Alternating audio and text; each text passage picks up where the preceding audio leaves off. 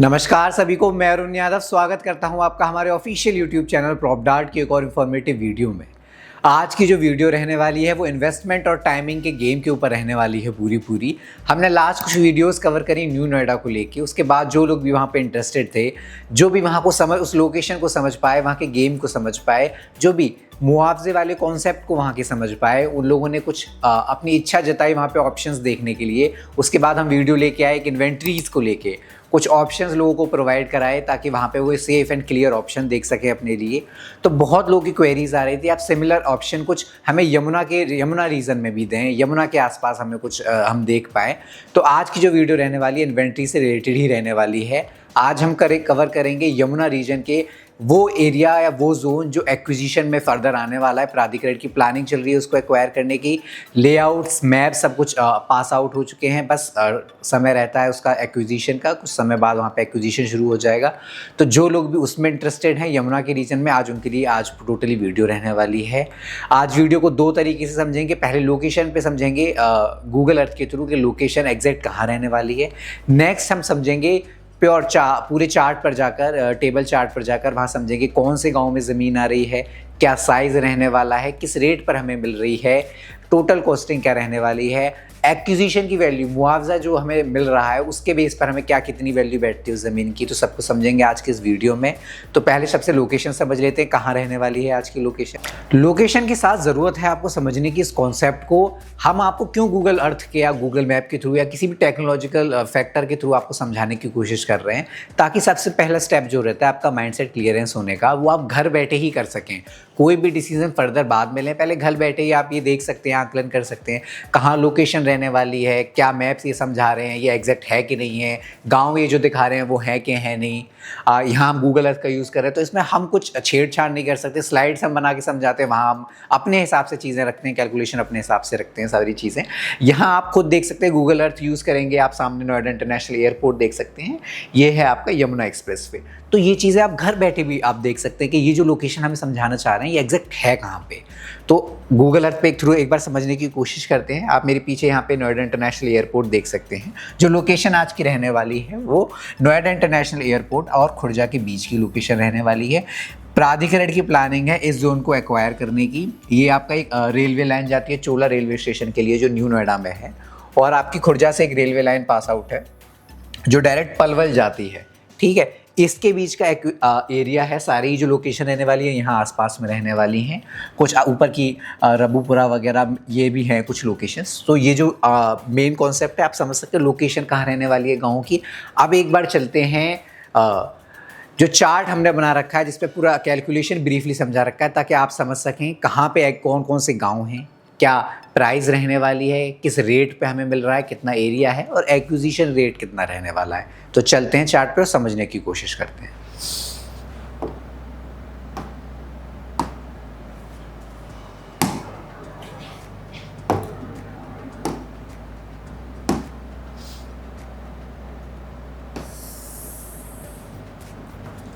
तो आप मेरे पीछे देख सकते हैं ये चार्ट, हमने प्रॉपर लोकेशंस कवर कर रखी हैं, कितना साइज़ रहने वाला है, क्या इस रेट पे मिल रही है प्रॉपर्टी, क्या ओवरऑल प्राइस वैल्यू रहने वाली है और एक्विजिशन वैल्यू कितनी रहने वाली है। Red pen.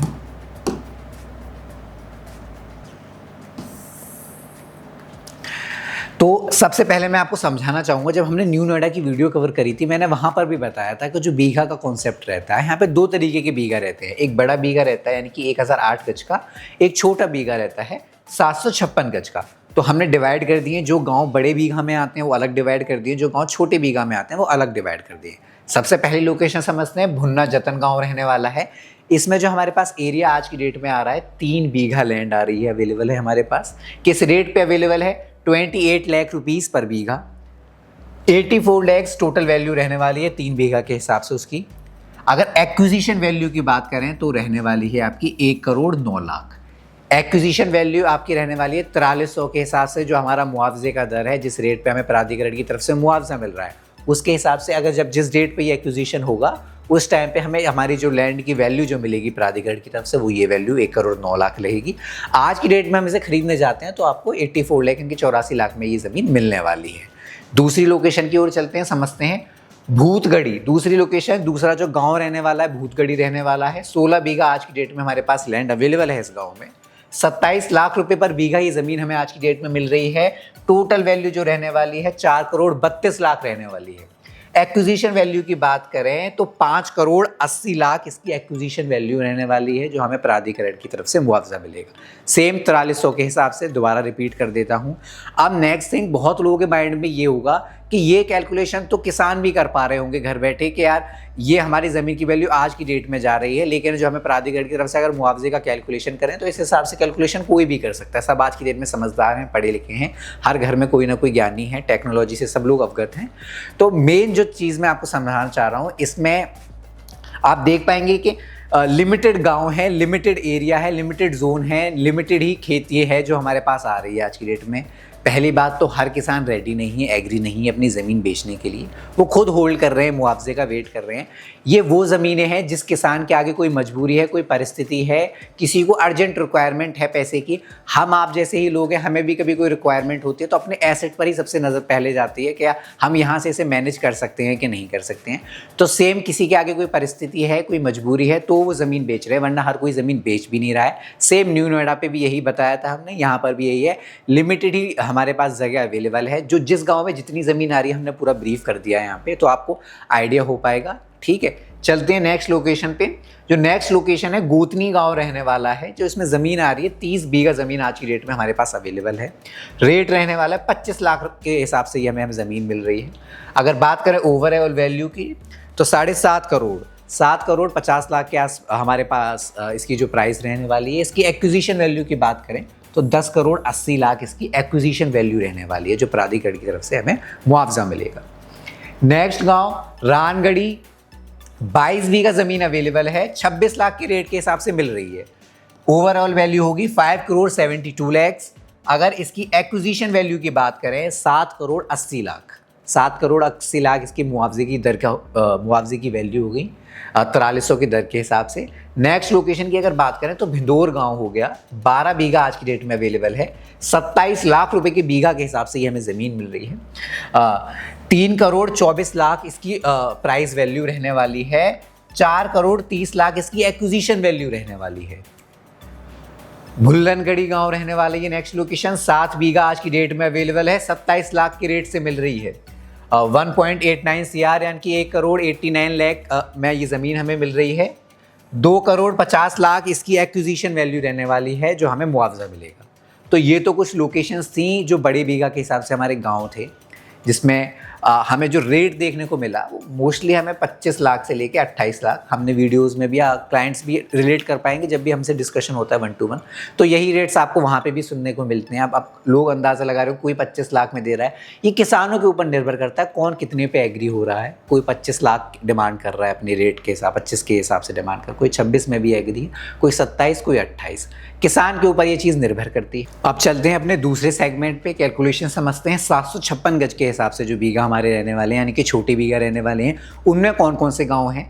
जो सबसे पहली लोकेशन रहने वाली है सरियाल गांव रहने वाला है, 2 बीघा हमारे पास लैंड पैच अवेलेबल है आज की डेट में।